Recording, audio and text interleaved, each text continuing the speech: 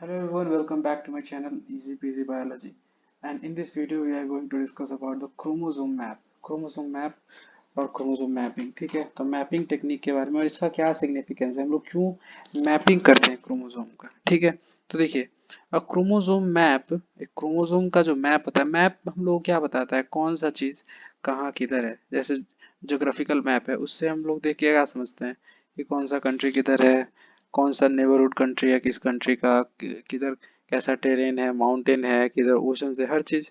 ठीक है, मतलब क्या किधर है इसके बारे में इंफॉर्मेशन देता है। वैसे ही क्रोमोसोम का हम लोग मैपिंग करते हैं, जिससे हम लोग को अंदाजा लगता है कि कौन सा जीन कहाँ पे, किस लोकस पे, किस साइड पे है।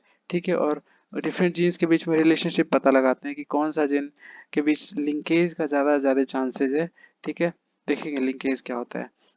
देखिए, तो chromosome map also known as genetic और लिंकेज मैप। तो क्रोमोसोम मैप को हम लोग जेनेटिक मैप या फिर लिंकेज मैप भी कहते हैं। एक डायग्राम होता है जो इलस्ट्रेट करता है रिलेटिव पोजीशन ऑफ जीन। तो जीन के रिलेटिव पोजीशन को इलस्ट्रेट करता है।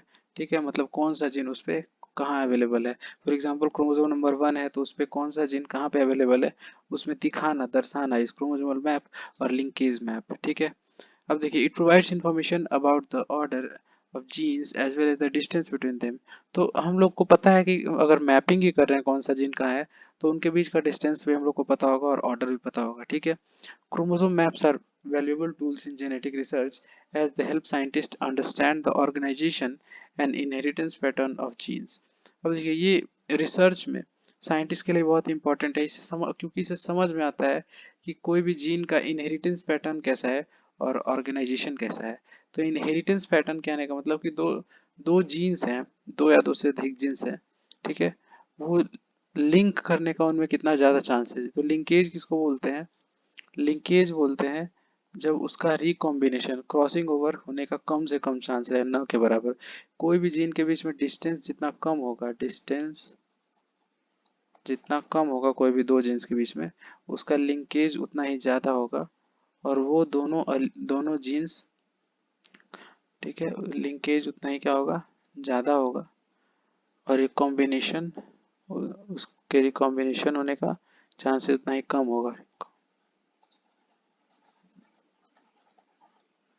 ठीक है, तो अगर कोई किसी जीन का दो अलील ऐसे पास पास पे है, तो वो जीन जो है वो लिंक्ड होगा, वो अलग नहीं होगा, हमेशा एक साथ इनहेरिट होगा सेम क्रोमोसोम पे। ठीक है, तो ऐसे जीन्स को बोलते हैं लिंक्ड जीन्स। ठीक है, तो लिंकेज का ये कि कितना लिंक्ड होगा वो किस पे डिपेंड करेगा, दूरी पे। अब ये थोड़ा मतलब और दूर हो गया इन दोनों के बीच में, फॉर एग्जांपल कि यहाँ है यहाँ है, तो थोड़ा रिकॉम्बिनेशन का चांस बन जाएगा क्रॉसिंग ओवर होने का, और डिस्टेंस बढ़ गया तो और ज्यादा चांसेस हो जाएगा। ठीक है, तो देखिए, chromosome maps are typically created using data from genetic linkage studies. ठीक है, तो क्रोमोसोम मैप कैसे क्रिएट होता है, तो यही जेनेटिक लिंकेज के स्टडीज से हम लोग समझ समझ के क्रोमोसोम मैप बनाते हैं। ठीक है, ऑब्जर्व करके in this studies the frequencies of genetic recombination events between genes are measured to determine their relative position. देखिए, इनमें जेनेटिक रिकॉम्बिनेशन जीन्स के बीच में कितना है, कितना फ्रीक्वेंसी में हो रहा है, इस चीज को मेजर करके हम लोग अंदाजा लगाते हैं कि एक क्रोमोसोम पे जो जीन्स है ये दोनों किस पोजीशन में प्रेजेंट होंगे, उनके बीच का दूरी कितना होगा, उनके बीच रिलेटिव पोजीशन कैसा होगा। ठीक है, तो हम लोग लिंकेज के फ्रीक्वेंसी जेनेटिक रिकॉम्बिनेशन के फ्रीक्वेंसी को कैलकुलेट करते हैं या फिर डिटरमाइन करते हैं। The principle behind this is that the genes located close together on a chromosome, जो ज्यादा क्लोज हैं जीन्स, किसी भी क्रोमोसोम पे दो जीन्स अगर क्लोज हैं जितना ज्यादा, are more likely to be inherited together, तो ज्यादा ज्यादा चांसेस है कि वो हमेशा साथ में इनहेरिट होंगे, अलग नहीं होंगे। While genes located farther apart are more likely to undergo genetic recombination during meiosis, और जो जितना दूर है उनमें जेनेटिक रिकॉम्बिनेशन होने का, क्रॉसिंग ओवर होने का चांसेस उतना ज्यादा है। क्रॉसिंग ओवर कब होता है, तो मियोसिस वन में। ठीक है, तो यही चीज है। अब देखिए, फॉर एग्जांपल जैसे ये हमें यहाँ एग्जांपल है कि एक वाई जीन है, एक डब्ल्यू जीन है। अब ये दोनों का स्पेस कितना है, बहुत ही कम है, तो इनके लिंकेज होने का चांसेस क्या है, ज्यादा, रिकॉम्बिनेंट टाइप बनने का चांसेस कम है। वहीं अगर यहाँ कोई दूसरा जीन कंसीडर किए, डब्ल्यू और एम, इनके बीच दूरी देखिए कितना ज्यादा है, तो इनके लिंक्ड होने का चांसेस कम है और रिकॉम्बिनेंट्स ज्यादा बनेंगे। ठीक है, और पेरेंटल टाइप कम बनेंगे। लिंक्ड हैं मतलब कि जैसे थे वैसे ही रहेंगे, मतलब पेरेंटल टाइप ज्यादा बनेंगे। कम लिंकेज है, मतलब नए तरीके के बनेंगे ज़्यादा, रिकॉम्बिनेंट ज़्यादा नहीं, कंपेरेटिवली ज़्यादा, और पेरेंटल थोड़ा कम हो जाएंगे। ठीक है, अब देखिए फॉर एग्जांपल इस तरीके के से हम लोग क्रोमोसोम पे हर हम लोग उस जीन का लोकेशन पता लगाते हैं। ठीक है, जैसे नाम दिया हुआ है कि इस डिजीज के लिए इस यहाँ पे जीन रिस्पॉन्सिबल है, इस डिजीज के लिए यहाँ पे जीन रिस्पॉन्सिबल है।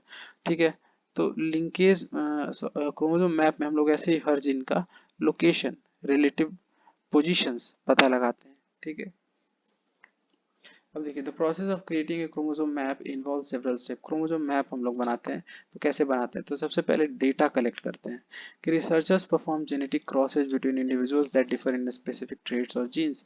रिसर्चर जो होते हैं डिफरेंट क्रॉसेज कराते हैं इंडिविजुअल्स के बीच में जो कि स्पेसिफिक ट्रेट्स या जीन ऑफ इंटरेस्ट के में अलग होते हैं। ठीक है, by analysing the traits in the offspring. अब ऑफस्प्रिंग्स में जो ट्रेट हैं उनको एनालाइज करते हैं और फिर वो डिटरमाइन कर सकते हैं कि वो ट्रेट जो है कितना इनहेरिट हो रहा है टुगेदर, मतलब साथ में इनहेरिट हो रहा है या फिर इंडिपेंडेंटली इनहेरिट हो रहा है। तो साथ में इनहेरिट हो रहा है मतलब वो लिंक्ड है। ठीक है, और इंडिपेंडेंटली इनहेरिट हो रहा है मतलब लिंकेज कम है। This information provides the basis for measuring the genetic distances between gene. अभी कितना लिंकेज है उसके हिसाब से हम लोग पता लगाते हैं, अनुमान लगाते हैं कि कितना जीन्स के बीच में डिस्टेंस है। ठीक है, अब दूसरा कैलकुलेटिंग रिकॉम्बिनेशन फ्रीक्वेंसीज। अब रिकॉम्बिनेशन फ्रीक्वेंसीज जो है वो एक्सप्रेस करते हैं परसेंटेज में। ठीक है, अब ये कैसे डिटरमाइन करते हैं, तो comparing the number of recombinant offspring to the total number offspring. अब जितना टोटल ऑफ स्प्रिंग था, मान लिया 100 था, उसमें रिकॉम्बिनेंट टाइप बना 35। ठीक है, तो कितना होगा रिकॉम्बिनेशन फ्रीक्वेंसी 0.35। तो जितना रिकॉम्बिनेंट टाइप बना out of total number of spring, इसी को बोलते हैं रिकॉम्बिनेंट फ्रीक्वेंसीज। तो रिकॉम्बिनेंट फ्रीक्वेंसी को हम लोग कैलकुलेट करते हैं।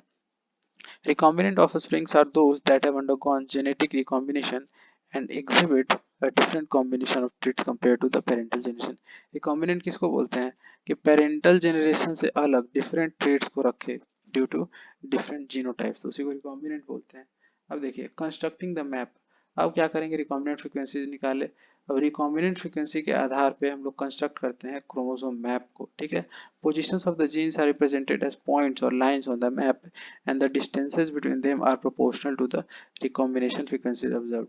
अब जो भी जीन्स के बीच में पोजीशन है, ठीक है, उसको पॉइंट्स या लाइन के फॉर्म में रिप्रेजेंट करते हैं, जैसे यहाँ पे दिखाया गया है। ठीक है, पॉइंट्स या लाइंस के फॉर्म में रिप्रेजेंट करते हैं। ठीक है, और जो कि और डिस्टेंस जो है प्रोपोर्शनल होता है रिकॉम्बिनेशन फ्रीक्वेंसी का, मतलब जितना ज़्यादा डिस्टेंस रिकॉम्बिनेशन फ्रीक्वेंसी उतना ज़्यादा, जितना ज़्यादा डिस्टेंस उतना ही ज़्यादा recombination frequency। The unit of measurement used on the map is called a centimorgan। अब यहाँ पे जो डिस्टेंस का मेजरमेंट यूज किया जाता है क्रोमोसोमल मैप में वो है सेंटीमॉर्गन, जो कि काफी इंपॉर्टेंट है, ये आपको ध्यान रखना है। सेंटीमॉर्गन विच रिप्रेजेंट्स 1% रिकॉम्बिनेंस फ्रीक्वेंसी।